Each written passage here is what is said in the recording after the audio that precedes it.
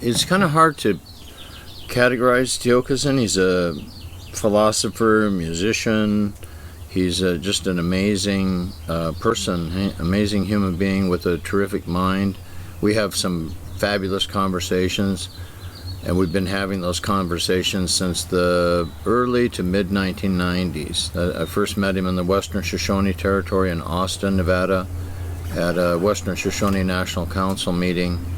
Chief Raymond Yowell and others were there, Carrie Dan, Mary Dan, and so we've been friends ever since then. Thank you, Tiokasin. Thanks for having me on. Yeah, your thoughts on his visit, because we have the time to talk about this. What has actually happened besides what the reaction that most people have protest of his visit to that shrine called Mount Rushmore. Well, the shrine of hypocrisy. The thing is that the KKK member Gutson Borglum carved those heads, the anti-Indian presidents, into the mountain that the Oceti Sakowin people call the sixth grandfather, Tankashla Shakpe Nakehihe, in the Lakota language. And it's in still to this day, the Oceti Sakowin territory, the territory of the seven council powers of the Great Sioux Nation. And so President Trump, the U.S. president, he went there on July 3rd to commemorate the obviously the July 4th holiday, and gave a speech that was quite amazing in terms of the stereotypical view of American history that he put forward. But there were some very powerful protests and by young Lakota people and others there in Keystone, and so we'll talk about that in a bit. But looking at his speech, it's quite amazing because of what he invoked. And he invoked the doctrine of manifest destiny. He looked at the way in which people are now coming forward with what I consider to be very accurate and truthful information about the American empire and what I call the patterns of domination and dehumanization that characterize American history. And he sees that as a threat to the American narrative. And he used the term merciless in the speech, which is the same term that Thomas Jefferson used in the Declaration of Independence when he referred to merciless savages. And I think that's quite interesting. And so Trump was saying that there's a merciless campaign against the American values and so forth. And so obviously his speechwriter must have been looking at the Declaration of Independence and using that exact same term, merciless, to jump off of, or use as a jumping off point for his remarks at Mount Rushmore, or what's commonly called Mount Rushmore. So when we talk about, the history of those four presidents, Washington, Jefferson, Roosevelt, and Lincoln, we're talking about a legacy which leads him to make the statement that has been said that he would also like his face on one of the places to be placed on there down the line, because he expects to be one of America's greatest presidents. Well, yeah, that's a bit far-fetched. Yeah. Obviously those faces up there that have defaced the sixth grandfather, as the Lakota people refer to it, they're very. I think any additional blasting to carve such a face would probably bring the other heads down. I don't really know, but I just think it's completely nonsensical. But I think what I noticed from Trump's speech is that I would say that it indicated a real identity crisis for the United States, and I think an existential crisis, meaning the existence of the United States as it has understood itself is really something that he's trying to pull that snap the rubber band back, but it's stretched out so badly in terms of the real truth of American history coming forward that I don't think they can really probably do that.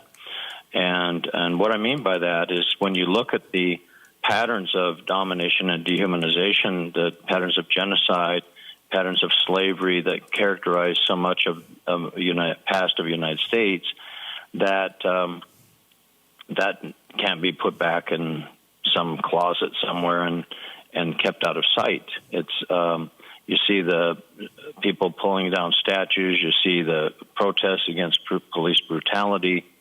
You see all these ways in which the standard narrative of the United States is being called into question in a very powerful way. And so I think that people like Trump and probably many of his supporters feel very threatened by all that. There seems to be this in his speech, he delivered this culture war because he's telling people what the U.S. has done to the Native people, to the land, and he's kind of turning it around where he's saying that the indigenous folks are the one destroying culture, their culture, and Mount Rushmore is behind that culture that Native people are destroying.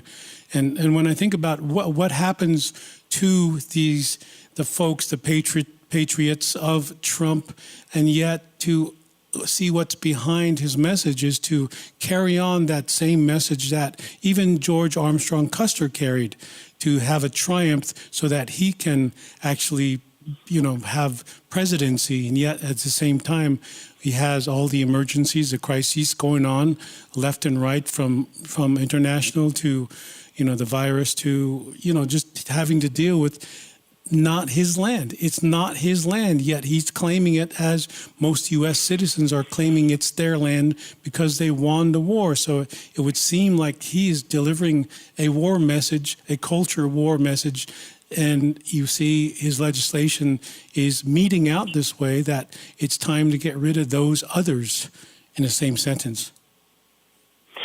Well, the other thing, exactly correct, and the other thing is that the claim of a right of domination on the part of the United States against Native nations traces back to the Old Testament of the Bible. And when Trump invoked the idea of manifest destiny, he is actually invoking something that has religious roots. And so he's really, when you think about that, he's actually invoking the idea that there's a providential theory of empire, meaning providential, meaning a reference to God and the Bible. And so, for example, Louis B. Wright, in his book Culture on the Moving Frontier, published in 1955, he said the political doctrine of manifest destiny, which played such an important part in westward expansion, was a natural outgrowth of the Puritan belief that they were God's chosen people. New Englanders, whether in the 17th century or in later periods, have always had a strong conviction of their divine calling to improve the world. Well, if you look at it from the standpoint, from the view from the shore, looking at the invasive ships coming into the shore and the colonizers from Western Christendom invading the continent and the hemisphere, it's not improving the world from their standpoint. They might believe that, but what it's doing is establishing their claim of a right of domination over everyone and everything within those territories that they're able to locate and identify, assuming that they're non-Christian. And that's part of that takes you back to the Papal Bull. So the thing with this entire legacy is that their whole federal Indian law system, used against Native nations and peoples to this day, and used against the protesters there in Keystone, anyone being prosecuted currently up on charges, it's all based upon a fraudulent system that has no validity, because it's a weird contradiction. But to complete that thought, the idea that they somehow have a valid, legitimate right to assert domination over all Native nations and peoples as articulated in Johnson versus McIntosh from 1823, we ought to be very, very vocally calling that into question and saying, no way, that it doesn't have validity. But then the other part of it that's strange, which is a contradiction, or at least an apparent contradiction, is that the organic law of the United States also goes back to something called the Northwest Ordinance from 1787. And that document has a provision within it which says the utmost good faith shall always be observed toward the Indians, and in their property rights and liberty that it shall never be invaded or disturbed unless in just and lawful wars authorized by Congress. Well, no official wars were declared, but there's, as you mentioned, a culture war. It's a culture war based on their Bible and their Old Testament narrative of the chosen people in the promised land, which undergirds their whole federal Indian law system. How in the world have they gotten away with that? So what Trump was doing, as I see it, was attempting to reinscribe and reenshrine that narrative in that speech. And I think it's just astounding. The other thing, though, which has not really been given adequate attention, is that you have this contrast, this potential to actually do right by Native nations, to actually have the utmost good faith and to operate on that basis, or to operate on a basis of a claim of a right of domination. That's the contrast that we need to pay close attention to. The problem with someone like Trump is that you have this tradition of domination of the American empire, and that's where they feel most comfortable. And so for example, just if you talk about the values, if you say American values of domination and dehumanization, people will probably think that's strange. And yet, in a speech that Trump gave, a commencement address at the U.S. Naval Academy in 2018, he said the following.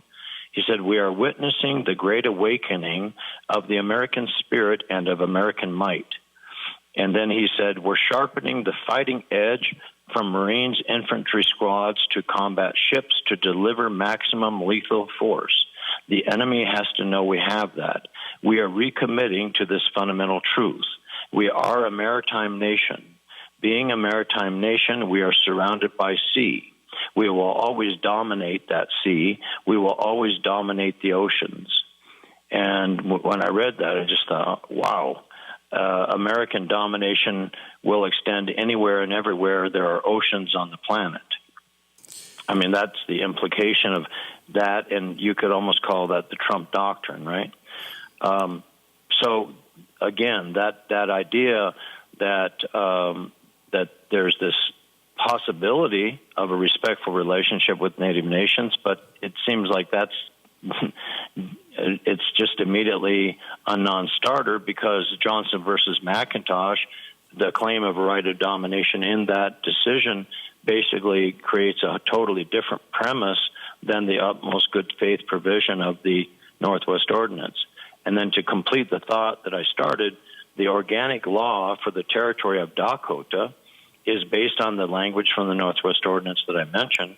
And that says that no Indian land shall become part of any state or territory until such time as the Indians consent in a treaty with the United States. And the Oceti Sakowin has never consented in a treaty to allow their territory to become part of the state of South Dakota or North Dakota, or even part of the United States for that matter, because they were an original free and independent nation when they entered into those treaties.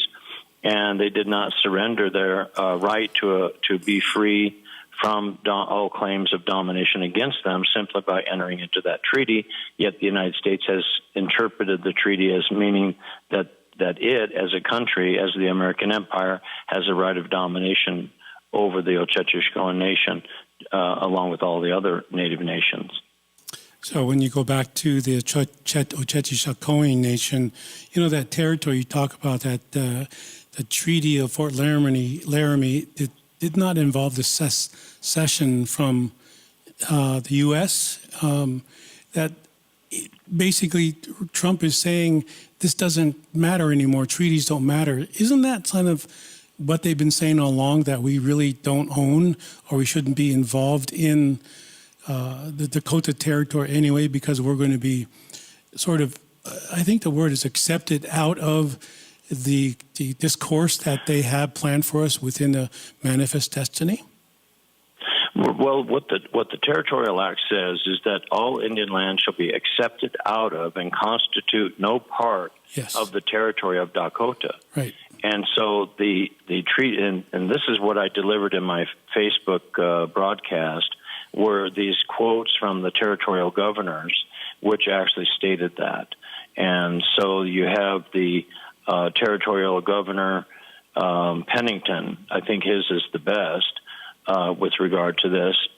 And so that he said, by reference to U.S. statutes at large, volume 15, page 635, it will be seen that all that part of the country known as the Black Hills, which lie in Dakota, meaning the Dakota Territory, is embraced in the Sioux Indian Reservation, and that the government of the United States is bound by the sacred obligations of this treaty to protect those tribes of Indians to whom the cession was made. Well, no cession was made. It actually was retained by them, so that's an error. In the peaceful possession of their reservation.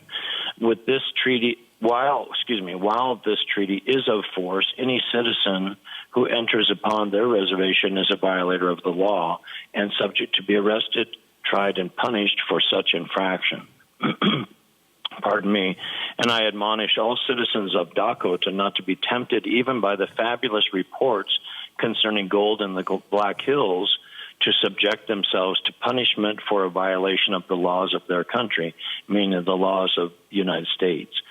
And then referring to the territory of Dakota, the territorial legislature, territory of Dakota, he says, your honorable body might with propriety make known its wishes of the people you represent relative to the opening of the Black Hills. But while the treaty remains, I advise all citizens of this territory to keep off the forbidden ground. The law will be enforced, the dignity of the government will be maintained, and all expeditions in that direction in violation of law will come to grief. So that's the actual organic law that he's invoking there, chapter and verse in the statutes at large, based on the Northwest Ordinance. The United States has not followed that to this day, and in fact, they've even acted as if that language does not exist. Here you have the territorial governor admitting that it exists and admitting that that is the law, and that and people will be prosecuted for a violation of that framework. So why is that no longer even recognized or invoked? Or I think this young man, Nick Tilson, that's being prosecuted. He was arrested and now being charged with a couple felonies and several misdemeanors. It would be interesting to see that being his defense, excuse me, or at least a basis for a defense. What in the world are they doing in the Oceti Sakowin territory with their all their symbols and representations of domination in force in the way that they are? The whole system needs to be reexamined in a more thorough and fundamental way. And I think that's something that ought to happen immediately. And this is a good opportunity for that. It seems that they've used that language for themselves, that we stay off of forbidden ground, which they've deemed sacred, which is Mount Rushmore. The dignity of the government is to save face of that government, and yet there's no dignity behind their violating of the law of the Lakota, that they actually sat down with paper and ink to sign and said, okay, we're going to leave you alone because we've taken everything else from you. These are my thoughts. But right now, as we are looking for the correct solution to this, it's basically that they have to sit down and listen to us as Lakota and at large Native people, and to see how basically we can right what has been tilted. But I don't think sometimes we have never been on the boat as Native people, and who would want to get on that boat that's sinking anyway, so to speak. So Steve. Yeah, well, that's a good point. Yeah. Final word from you, because we have to go in a minute or two. Sure. I think that that we really need to have a more thorough examination of all these issues. And we should keep in mind that 2023 will be the bicentennial, so to speak, the 200-year mark since the Johnson versus McIntosh decision was issued. And the challenge that I have for the United States is to say there's no such thing as a right of domination. And if they want to claim that there is, which they certainly do by their behavior, but if they want to do that by a set of arguments that they want to issue in the present day in the form in which they have delivered those arguments in the past, let them come forward and do that. And let's have that dialogue and discussion.